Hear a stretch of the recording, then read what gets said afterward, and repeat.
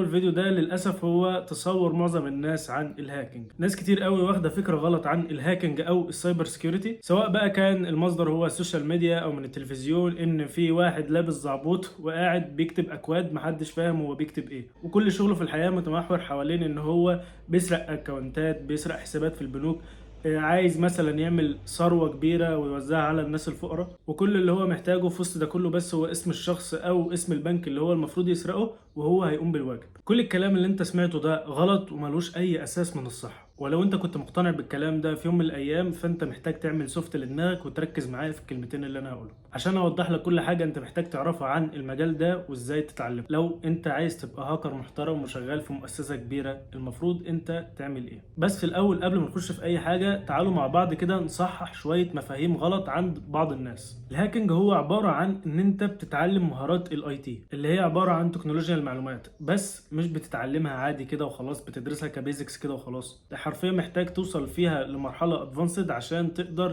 تفهم الدنيا فيها ماشيه ازاي. وعشان تبقى فاهم، مهندس الاي تي اللي بيكون بقى متعلم برمجه او شبكات ايا كان تراكه ايه، والهاكر هما يعتبر متعلمين زي بعض، يعني البيزكس غالبا في البرمجه يعني يعتبر قريب من بعض، كلهم بيبداوا بنفس الخطوات، بس بتفرق بقى كل واحد بياخد الحاجات اللي هو بيتعلمها دي وبيوظفها في ايه. مثلا مهندس الاي تي او اللي مختار التراك في البرمجه، سواء بقى ويب اللي هو بيعمل مواقع، او مثلا اللي خد الحاجات دي وراح ناحيه الابليكيشن اللي هو بيعمل ابلكيشن للتليفون، سواء بقى اندرويد او اي او اس، ايا كان التراك اللي هو بيوظفه فيه الحاجات دي. او بقى ممكن يشتغل في مجال من مجالات الداتا، او ان هو يكون ماسك الاي تي مثلا بتاع الفندق او بتاع شركه معينه، ايا كان التراك اللي هو هيوظف الحاجات اللي هو اتعلمها دي فيه. على النظير التاني بقى السايبر سكيورتي او الهاكر بياخد الحاجات البيزكس اللي هو اتعلمها دي وبيوظفها ويكمل عليها في الحاجه اللي هو حابب يكمل فيها، سواء بقى ان هو ياخد الحاجات دي ويروح يكمل عليها، يكتشف ثغرات في شركات مثلا والشركه تتمن له الثغره دي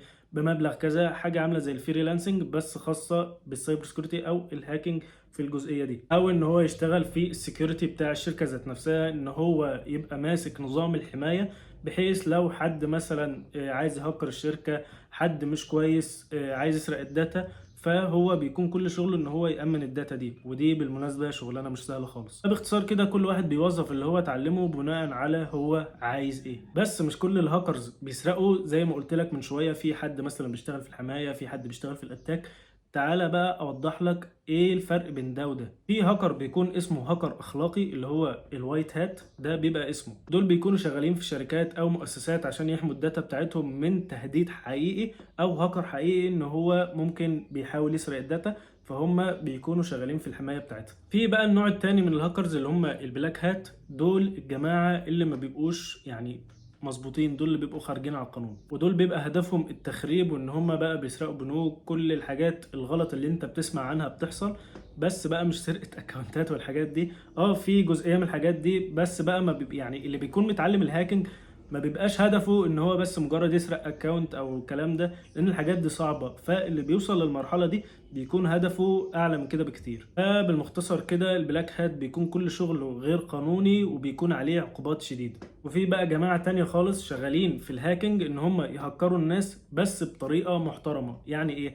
يعني من شويه اما قلت لك الناس اللي بتتعلم عشان تروح مثلا تكتشف باجز في شركات والحاجات دي، هم دول هم بيروحوا مثلا يعملوا تيست على السيستم بتاع شركه، لو اكتشفوا في ثغره مثلا ممكن يجي هاكر بجد حقيقي يسرقهم منها، فاللي اكتشف الثغره دي بيروح يقدمها للشركه، يقول له مثلا اكتشفت 1 2 3 في السيستم بتاعكم، بحيث الشركه دي تقدر انها تقفل الثغره دي عشان ما يجيش حد بجد يسرقها. طبعا الكلام ده بيحصل بمقابل الشركه بتبدا تتمن الثغره دي وبتبدا تحاسبه عليها. ممكن حد يقول لي في ناس اصلا شغاله في السكيورتي بتاع الشركه دي، ليه هم اصلا ما بيكتشفوش الثغرات دي؟ احب اقول لك ان كل واحد بيكون ليه طريقه في الشغل، مش شرط ان ده اكتشف الثغرات ان ده يكتشفها، او العكس. كل واحد بيكون ليه طريقه في الشغل، ممكن ده يكتشف حاجه التاني ما يكتشفهاش، وهكذا. في المره الجايه بقى اما تسمي نفسك هاكر وهتشتغل بقى وانت لابس الهودي او الزعبوط، شوف انت حابب تبقى مع اي جانب، الجانب الاخلاقي القانوني او الغير قانوني. نيجي بقى لاهم حاجه وهو ازاي تتعلم المجال ده. بس قبل ما تدور على اي مصدر او تدور انت هتتعلم ايه، لازم تكون فاهم كويس قوي انت داخل على ايه،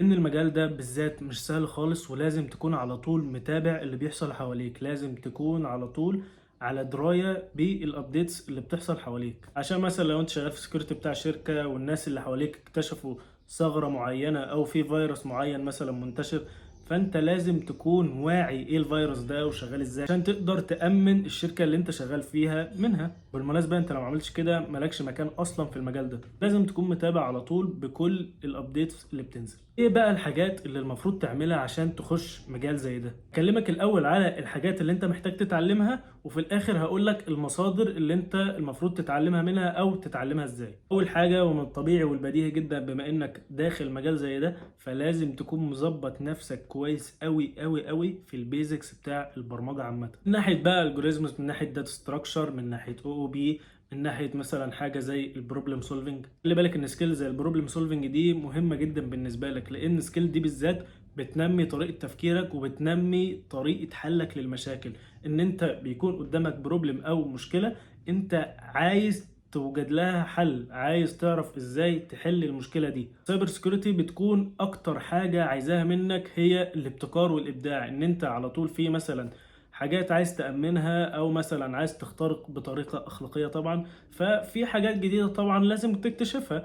اللي يعني اللي قبلك كلهم مثلا خلاص اكتشفوا الثغرات، يعني لازم انت توجد حاجات جديدة، فانت مش هتعرف تعمل حاجة زي كده غير لما تبقى مبتكر. لازم تنمي نفسك في سكيل زي دي وتكون كويس جدا في البيزكس بتاع البروجرامنج عامة. بالمناسبة انا كنت اتكلمت عن الموضوع ده قبل كده بتاع تأسيس البرمجة، هسيب لك اللينك بتاعه تحت في الديسكربشن. طبعا بجانب البيزكس وفي خلال تعلمك للبيزكس في حاجات لازم تكون عارفها، زي ازاي ان انت تتعامل مع نظام التشغيل، عشان بعد كده انت مش مجرد يوزر بيتعامل مع الويندوز او اللينكس، لا انت واحد بقى عايز تكتشف ثغرات، فلازم تكون فاهم كويس قوي الحاجه اللي انت بتتعامل عليها دي شغاله ازاي، ازاي السيستم اصلا اللي قدامك ده بيتعامل مع بعضه. بعد ما بتخلص الجزئيه بتاع البيزكس دي بتخش على كورس اسمه كومتيا، ده هيعلمك اساس الشبكات والتامين. الكورس ده بيبقى عباره عن اجزاء، ما هواش ليفل واحد، هو بيبدا معاك من ليفل قليل وبيفضل يعلى معاك ليفل لحد ما توصل لمرحله ادفانسد فيه. حاجه انت محتاج تتعلمها وهي النتوركس او الشبكات، ودي لازم توصل لمرحله ادفانسد فيها، ان من الطبيعي ان معظم شغلك ومعظم تعاملاتك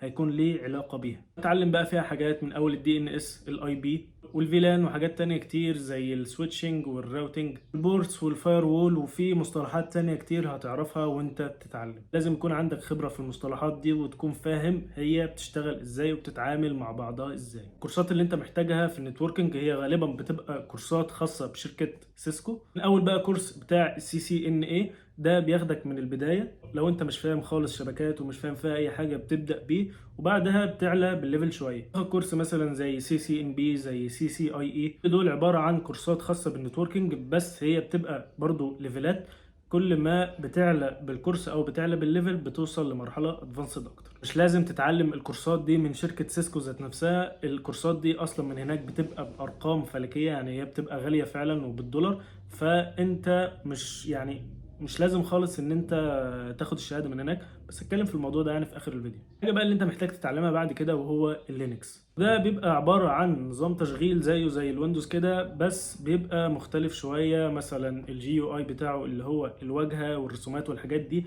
بتبقى اقل جدا، تكاد تكون يعني معدومه. تعاملك معاه بيكون من خلال تيرمينال، يبقى اكتر نظام تشغيل مناسب للسايبر سيكيورتي. نظام التشغيل ده بيبقى عنده نظامين خاصين بالسكيورتي، هو طبعا النظام اللي انت غالبا هتكون عارفه اللي هو الكالي لينكس، اللي انت غالبا برضو هتكون نزلته قبل كده وجربت ان انت تعمل عليه اوامر. نظام تاني اسمه نظام البارود. الاثنين دول نظامين بيستخدموا في السكيورتي، سواء بقى في الهجوم او في الدفاع، على حسب بقى انت محتاج تشتغل على انهي نظام او تتعلم بانهي نظام، دي حاجات انت اللي بتحددها. عشان تتعلم اللينكس او التيرمينال بطريقه سهله فانصحك تبدا باوبونتو، ده عباره عن نظام تشغيل شغال باللينكس بس بيبقى اسهل شويه. هو بيبقى عباره عن ميكس لذيذ كده بين الجي او اي اللي هو هتلاقي فيه رسومات برضو حاجات كده زي الويندوز، بس على اقل خالص. وفي بقى النظام بتاع اللينكس اللي انت بتكتب اوامر بالترمينال، بيبقى حاجه بسيطه كده بس بتبدا بيها لحد ما تتعلم. لما بتخلص بقى تعلم الحاجات دي انت يعتبر كده خدت جرعه كويسه قوي في المجال. تقدر ان انت تعلى بنفسك كده لمرحله ادفانسد وتبدا ان انت تخش التراك اللي انت حابب تخش. حسب بقى انت حابب ان انت تخش مع انهي تيم، حابب تبقى في الاتاك، حابب تبقى في الديفنس. شوف انت يعني ايه اللي انت مشدود ليه وخش فيه. كورسات ادفانسد هتحتاج تتعلمها في الطريق زي سي اي اتش، الريد هات، والسي سي ان بي سكيورتي. في حاجات تانية برضو هتقابلها اكتر من كده، بس دول اكتر يعني كورسات مشهورة في الحاجة زي كده. وبرضو في الاول والاخر هم يعني الكورسات دي بتتحدد بناء على انت عايز تتعلم ايه او الرود ماب اللي انت ماشي عليها، ايا كان مش هتفرق. المهم ان انت توصل للنتيجه في الاخر. بالنسبه بقى ان انت هتتعلم كل الحاجات دي منين او ازاي، عندك مصادر كتير حرفيا. انا مش هقول لك على مصدر بعينه، بس انت بجد عندك 100,000 مصدر يعني زيه زي البرمجه بالظبط. انت كل اللي عليك ان انت بتاخد التوبيك اللي انت عايز تتعلمه وبتسرش عليه، سواء بقى اوفلاين او اونلاين. مثلا بتشوف مركز بيدي كورسات في الجزئيه دي، او بتاخد التوبيك بتسرش مثلا على بلاي ليست ليه على اليوتيوب او على جوجل، او مثلا بتسرش على يوديمي، بتشوف كورسيرا. اي حد بيقدم المعلومة دي بتشوفها منه بتتعلمها. وطبعا مش عايز اقولك ان انت المفروض موضوع كورسات الانجليزي دي ما تكونش فارقة معاك، لان المجال بطبيعته كله انجليزي.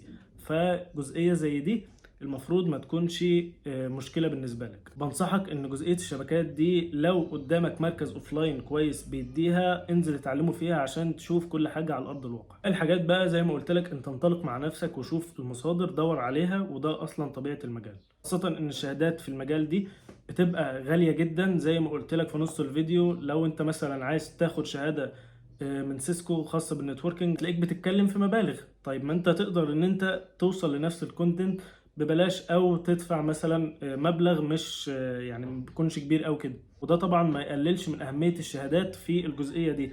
لو انت مقتدر ان انت تاخد الشهادات دي فطبعا قدم عليها وخدها، بس انت لو مش مقتدر هتعمل اللي انا بقولك عليه ده. لو انت معاك شهادات في المجال ده هيفرق معاك، وهيفرق معاك جدا في الشغل. بس لو مش معاك هتكون محتاج ان انت توصل لمرحلة ادفانسد، ان انت تذاكر مثلا مع نفسك وتجتهد على نفسك عشان تقدر توصل لمرحلة الشركات تبدأ انها اللي تطلبك. وساعتها صدقني مش هيفرق معاك شهادات او كورسات، ساعتها صدقني شغلك هو اللي هيبقى بيتكلم عن نفسك. يعني انت مش محتاج تثبت لحد حاجة، انت اوريدي ليك وضعك، وكله اصلا هيبقى ساعتها بيجري وراك لو انت وصلت لمرحلة كويسة. لان الناس الشطار في المجال ده بالذات قليلين. طبعا بطبيعة اي حاجة انت كل ما بقيت اشطر فيها كل ما الطلب عليك هيزيد. ما فيش حاجة بتيجي بالسهل.